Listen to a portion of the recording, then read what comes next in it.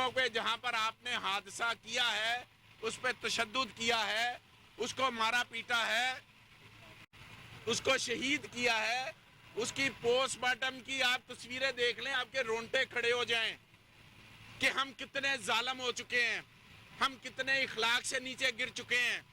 एक स्पेशल बच्चा, एक मलंग आदमी, और वो अल्लाह का वली होता है, वली। उसको दुनिया के मामला से कोई गरज नहीं होती, और आपने उसके ऊपर तशद्दुद करके, और जिस तरह का तशद्दुद आया है, इस तरह का तशद्दुद को मकबूजा कश्मीर के अंदर नहीं किया जाता जो आपने कर दिया है। ओ, हम पाकिस्तानी हैं, हमसे पाकिस्तानियों वाला सलूक करें।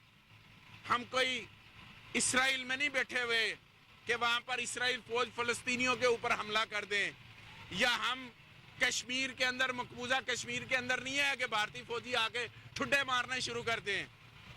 हम इतने ही पाकिस्तानी हैं जितने आप पाकिस्तानी हैं।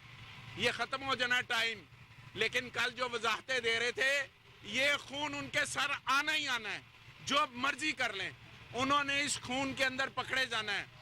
आज हमने इलेक्शन कमीशन के अंदर प्रे किया कि 144 जो है वो गैर कानूनी, गैर आईनी इम्पोज की गई है, उसको फौरी तौर पर लिफ्ट किया जाए, और जो हमने अपनी रैली की तैयारी की है, हमें रैली निकालने दी जाए।